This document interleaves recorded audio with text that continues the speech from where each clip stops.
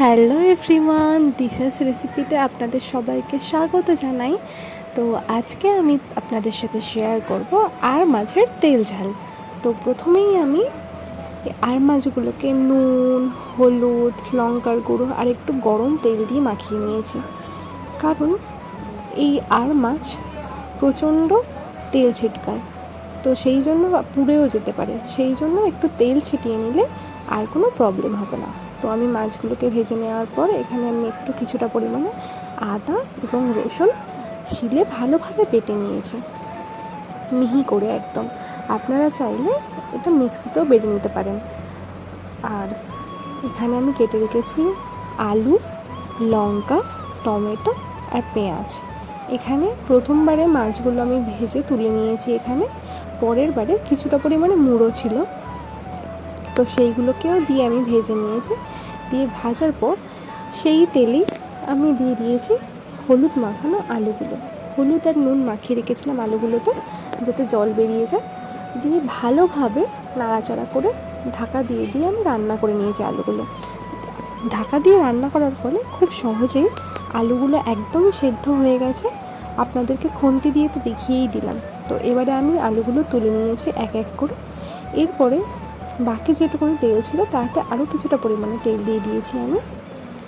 তেল দেওয়ার পরে এখানে আমি দিয়ে দিয়েছি একটা তেজপাতা, সাথে একটা শুকনো লঙ্কা, আর তার সাথে দিয়েছি ফোড়নে একটু গোটা জিরে। আপনারা চাইলে এখানে গোটা জিরের পরিবর্তে গোটা গরম মশলাও দিতে পারেন। তো এরপরে আমি দিয়ে দিয়েছি কুচিয়ে রাখা পেঁয়াজ আর লঙ্কাগুলো। এগুলো দিয়ে ভালোভাবে নাড়াচাড়া করার পর এতে দিয়ে দিতে হবে কেটে রাখা টমেটোগুলো সাথে পেঁয়াজ আর লঙ্কাটা ভালোভাবে নাড়াচাড়া করে ভেজে নিতে হবে। এগুলো একসাথে একটু ভাজা ভাজা হয়ে গেলে এতে এক এক করে দিয়ে দিতে হবে সামান্য পরিমাণে চিনি, একটু স্বাদ মতো নুন, 1 চা চামচ হলুদ গুঁড়ো, 1 চা চামচ লঙ্কার গুঁড়ো, 1 চা চামচ জিরে গুঁড়ো আর 1 চা চামচ ধনে গুঁড়ো। এগুলো দেওয়ার পরে ভালোভাবে কষিয়ে নিতে হবে মশলাটাকে। এই মশলাগুলো কষানোর সময় একদম লো ফ্লেমে করে দিতে হবে, নয়তো পুড়ে যেতে পারে মশলাগুলো। তো ভালোভাবে এখানে আমার কষানো হয়ে গেছে। এরপর আমি দিয়ে দিয়েছি আদা রসুন বাটা দিয়ে আবারও একটু ভালোভাবে কষিয়ে নিয়েছি আমি, যতক্ষণ না পর্যন্ত মশলা থেকে তেল বেরিয়ে আসে। মশলা থেকে তেল ছেড়ে গেছে, তোমরা দেখতেই পাচ্ছ। এখানে আমি দিয়ে দিয়েছি সামান্য পরিমাণে জল, যাতে কষাটা আরও ভালো হয়। আমি ভালোভাবে আবারও জলটাকে শুকিয়ে নেব। জলটা শুকিয়ে যাওয়ার পরে আবারও একটু জল দিয়ে নাড়িয়ে চাড়িয়ে দিয়ে দেবো আগে থেকে ভেজে রাখা আলুগুলো দিয়ে ভালোভাবে কষতে হবে, যতক্ষণ না পর্যন্ত আবারও মশলাটা আলুর গায়ে শুকিয়ে যায়। তো আপনারা চাইলে এখানে ছোট আলু গোটা দিতে পারেন, তাতে টেস্টটা আরও ভালো হয়। তো এখানে আমি আরও কিছুটা সামান্য জল দিয়ে আলুটাকে ভালোভাবে কষিয়ে নিয়ে জল ঢেলে দিয়েছি। জলটা দিয়ে ভালোভাবে মিক্সড করবার পর এখানে আমি একটু কিছুক্ষণের জন্য চাপা দিয়ে রেখেছিলাম ফোটার জন্য।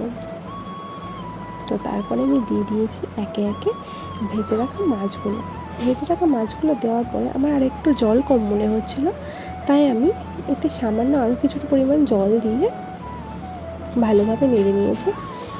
ভালোভাবে নাড়া হয়ে গেলে এখানে কিছুটা পরিমাণে দিয়ে দিতে হবে স্বাদ মতো নুন, চিনি, কারণ আমার জলটা দেওয়ার পরে একটু নুনটা কম লাগছিল, সেই জন্য আমি একটু নুন আর একটু সামান্য পরিমাণ চিনি দিয়ে দিয়েছি। টেস্ট করে দেখছিলাম এখানে আমি নুন চিনি ঠিক আছে একটু। তো আমার একটু নুন চিনি যেহেতু কম লেগেছে, তাই নুন আর চিনি দিয়ে দিয়েছি। নুন চিনি দেওয়ার পর এখানে আমি দিয়ে দিয়েছি লাস্টে একটু জিরে গুঁড়ো। তো আমার কাছে গরম মশলা গুঁড়ো ছিল না বাড়িতে, তো সেই জন্য গরম মশলা গুঁড়ো আর দিইনি। তো তোমরা চাইলে এখানে গরম মশলা গুঁড়োও দিতে পারো জিরে গুঁড়োর পরিবর্তে। দিয়ে এবার ভালোভাবে কষা হয়ে গেছে আমার, নিয়ে আমি এবারে নামিয়ে নিয়েছি, থালায় সার্ভ করেছি গরম গরম। তো আজকের রেসিপিটা এই পর্যন্তই। দেখা হচ্ছে নেক্সট ভিডিওতে। ভিডিওটি ভালো লাগলে অবশ্যই লাইক, কমেন্ট, শেয়ার করে দিও, আর আমার চ্যানেলটাকে সাবস্ক্রাইব করতে ভুলো না কিন্তু। তো আজকের মতো এখানে বাই।